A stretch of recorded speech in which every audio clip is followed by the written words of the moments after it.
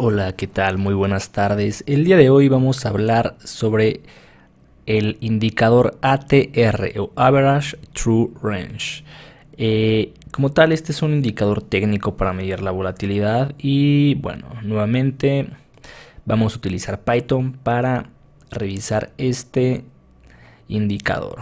Como tal, vamos a necesitar Pandas Data Reader, Matplotlib y bueno, vamos a extraer los datos de Yahoo Finance. Vamos en este caso a utilizar el IPC y veamos.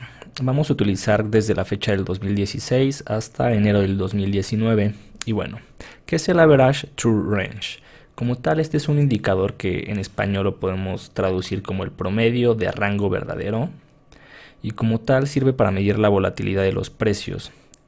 Fue creado por John Wells Wilder en 1978 y como tal este indicador no es direccional, es decir, no nos va a decir si el mercado se mueve en dirección positiva o negativa, simplemente nos va a decir qué tanta volatilidad hay. Y bueno, ¿cómo se construye? Se construye a partir de tres tipos de rangos, como los vemos. Aquí es el máximo de hoy menos el mínimo de hoy, el máximo de hoy menos el cierre de ayer o el cierre de ayer menos el mínimo de hoy. Existen varias formas de calcular estos rangos y nosotros vamos a proponer una.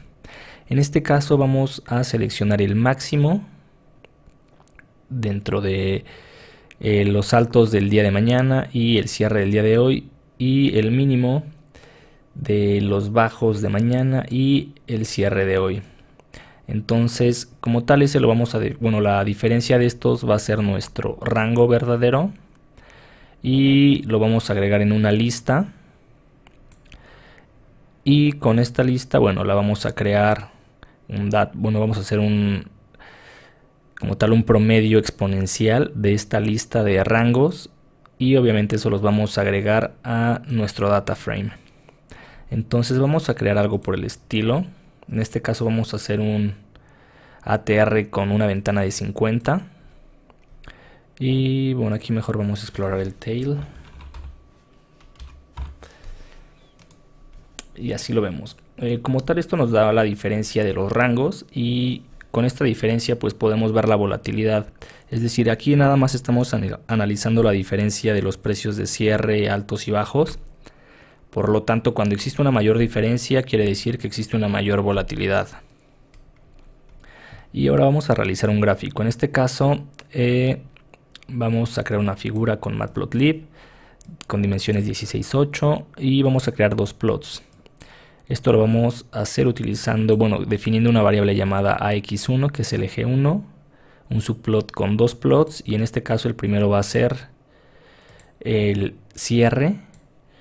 Vamos a aplicarle un grid, y el segundo plot lo vamos a definir con la variable AX2, y este es muy importante, share x igual a AX1, es decir, que vamos a alinear nuestros dos ejes X para que se vea bonito nuestro plot. Y bueno, aquí lo tenemos. Vemos en azul el precio del IPC y en rojo el indicador que acabamos de crear, el ATR de 50 días.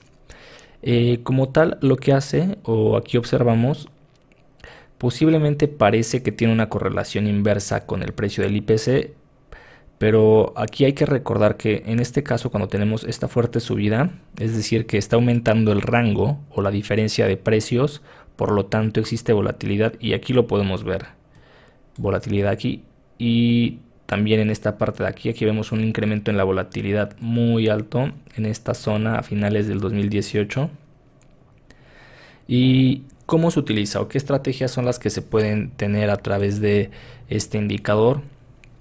Y las principales estrategias que se pueden tener para este indicador como tal son crear o definir nuestras posiciones, es decir, con qué volatilidad estoy dispuesto a poner cuánto dinero en ciertas posiciones. Por ejemplo, si no tengo muchas ganas o soy averso al riesgo, entonces voy a hacer tradings en escenarios de poca volatilidad. O por el contrario, si a mí me gusta el riesgo, como es el caso. En este caso yo nada más voy a hacer trading cuando hay alta volatilidad. ¿Por qué? Porque eso implica mayores ganancias. También sirve para poner stop loss. Si por ejemplo vemos que existe una volatilidad alta, entonces voy a crear un rango para poner mi stop loss. Es decir que por ejemplo en el IPC aquí vemos que oscila de los 400 a los 800, por ejemplo.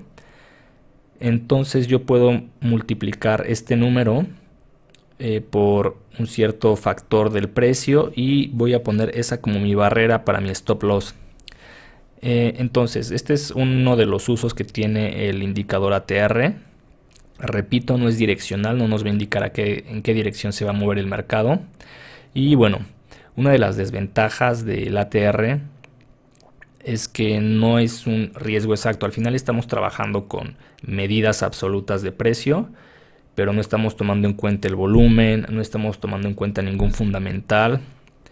Y por ejemplo en Bitcoin este indicador realmente no sirve porque existe demasiada volatilidad. Ahí preferentemente utilizaríamos otro tipo de sistema para medir la volatilidad, como es las bandas de Bollinger.